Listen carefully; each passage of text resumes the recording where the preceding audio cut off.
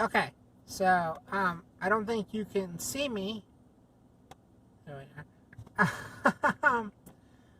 But I'm trying something different here. I actually have 6 different cameras in the car. So this is the wide angle lens on the Motorola Moto X4 smartphone camera, which actually has 3 different cameras built into the phone. And this is the wide angle rear facing camera. And so the previous X4 video I made was using the front facing selfie camera, which is a narrower field of view. And I think you can actually get the entire windshield now. The problem is I have no way of rotating the screen when I'm using the rear facing camera so I can see myself. But if you can see what I can see pretty good, and I got it tilted up. So let's find out if this works. I have the phone on the charger, because it was about, I don't know, like, just so I can recharge it, I guess. So the first video was with the Moto X4 selfie cam, the front-facing camera. And the second video was with the Canon SL2 DSLR camera using the 18mm lens. And this is with the Moto X4 rear-facing wide-angle lens. There's 2 rear-facing lenses. There's a standard lens and a wide-angle lens. Even the standard's still pretty wide. Okay, so this should come out better, and this is a lot wider, really, than anything I should be able to get with the SL2, even with the 10mm lens. Maybe with a 6mm lens, but this is really short. I think the focal length is like 3mm or 4mm. But we're going to try this. Anyway, so if you watched the previous video, just fiddling with this a little bit. Okay, so if you watched the previous video, you know that I just came up, was at Rocky Gap State Park, and then I went over to Dan's Rock Overlook, and right now I'm at Frostburg State University. I can't remember what this place is called. It's part of the Frostburg State University campus. And anyways, I was coming up here because I needed to align the finder scope on the telescope. The finder on the telescope. But, I need to do it in the daytime, so I couldn't do it at night. It's very difficult to do it at night. And so I came up here, so I thought I could use the buildings and the overlook here. But I think they're all too close. I scoped it out on the binoculars. That noise is just me grabbing some more raisins. Yogurt covered raisins. They're really good. I'm kind of hungry for a snack. I'm overdue for lunch. I'm going to stop somewhere and get some lunch. Been up since like midnight. So it's past my lunchtime, really. Grab some raisins here. My stomach's growling. I really should stop somewhere. Well, I really don't want to. I should, though.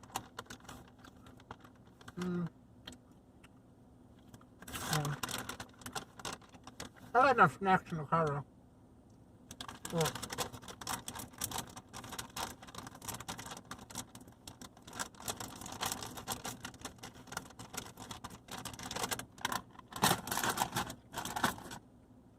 So you can't see me because I can't really spin the camera around without losing the angle, so it's difficult on this tripod. It's not a spinny tripod. But I'm gonna get some drink. Put some water in here. Yeah, I was saying the buildings are too close. So I scoped it out with the binoculars, but I think they're all too close. So I'm gonna head over to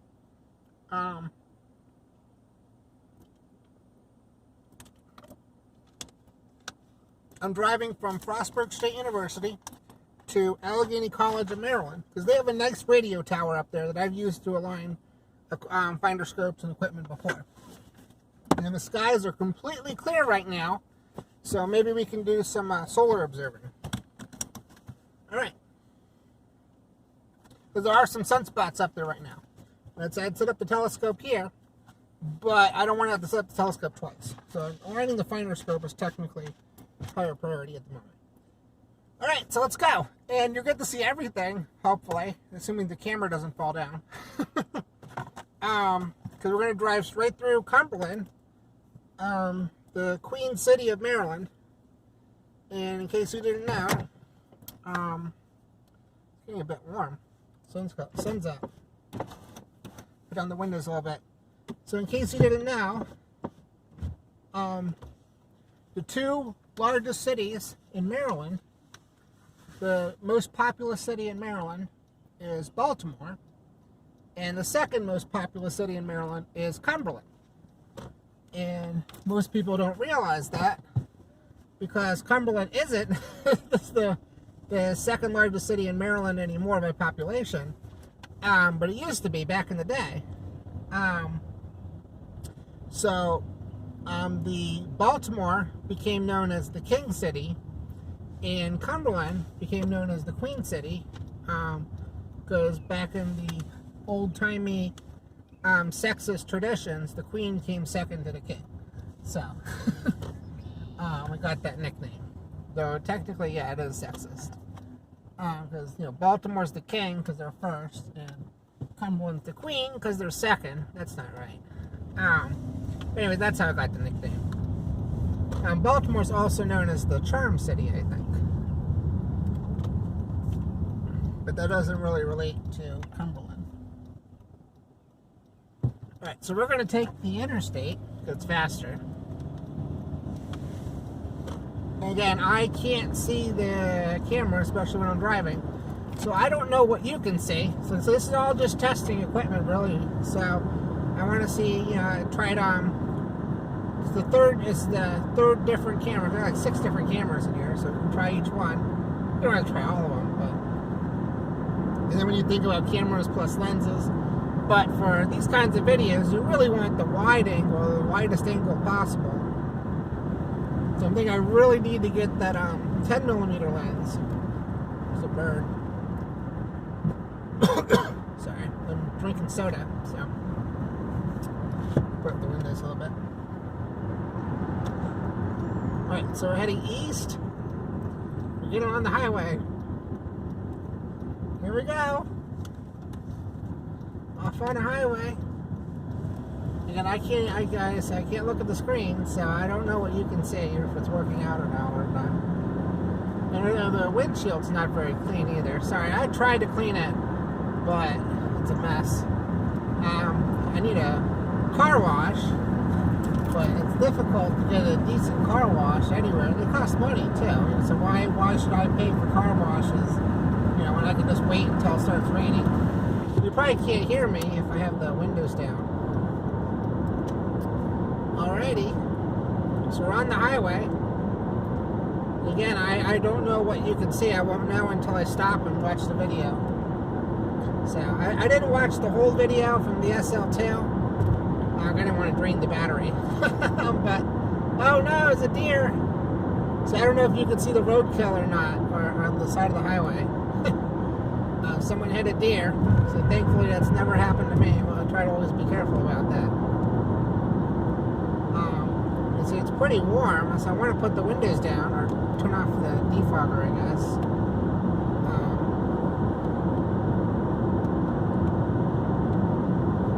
Okay. So normally I'd just turn this off, okay. Normally I'd put the windows down, but I don't want to make all that noise. So I'm not going to turn on the air conditioner unless I really need to. There's no way it wouldn't be safe. It's 48 degrees outside. It's just warm because the sun's coming through the glass.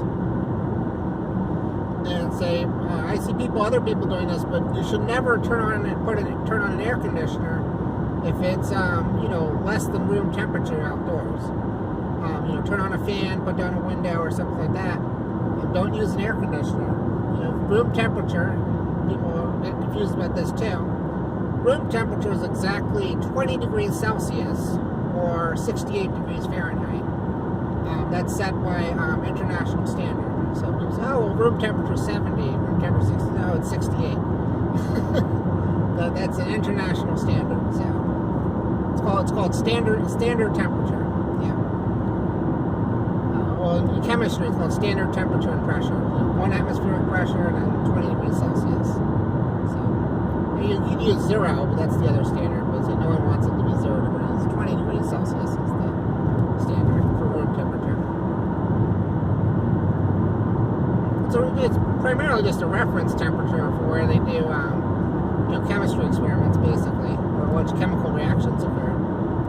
But it's a good, nice temperature for humans too. Comfortable. So. Alrighty then. So we're actually heading east, of course, from Frostburg to Cumberland. So there might be some sun in the video.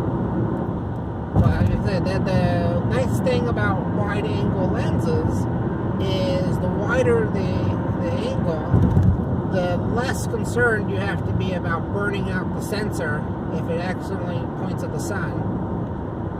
Because it's a small. The wider the angle, the smaller the fraction of the sensor that the sun's actually hitting. So, and I think the windshield actually does have a block some ultraviolet radiation. So.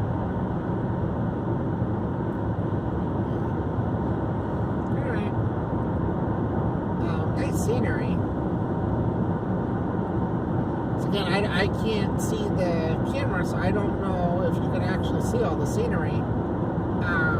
So some of it's off to the left. This is probably, I think, showing the windshield. Get a track here. Okay, so I'm gonna go around the track. Click, click, click. And look, there's some like ice or water there. I don't think it got below freezing last night. When I checked this morning, it was at 38 degrees Fahrenheit, which is 3 degrees Celsius. I can't do that in my head. I looked it up before I left. I cannot convert Fahrenheit to Celsius in my head just like magic. I only know that because I looked it up before I left. Yeah, it's 38 degrees Fahrenheit is 3 degrees Celsius. Yeah. And, if you're watching this from outside of the USA, everyone here uses Fahrenheit, not Celsius. So, and for me, Fahrenheit is easier to use. Not just because, everyone else uses it and I grew up with it, but, I think it's more practical. I was having a conversation with someone in Australia the other day, and I think Fahrenheit is more practical, because the only thing that gets confusing is 32 degrees is freezing instead of 0. But other than that, room temperature. So you go basically on the Celsius scale. You go basically from below freezing to room temperature in just 20 degrees. That doesn't seem, that's not reasonable. And it's not a very good scale. It's all compressed. So you go from freezing temperatures to nice comfortable room temperature in just 20 degrees, where on Fahrenheit it takes 68 degrees, or not quite.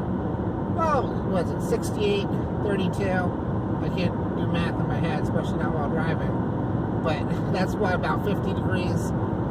So, yeah, you have about 20 degrees versus 50 degrees. You have a wider spread there.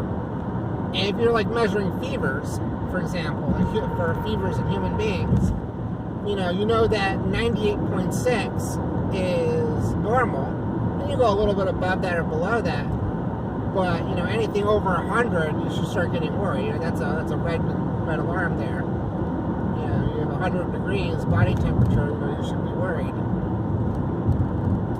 I don't know what that is in Celsius, but it just seems like a convenient scale. You go from 32 is freezing, 68 is room temperature, 98.6 is body temperature. Okay, so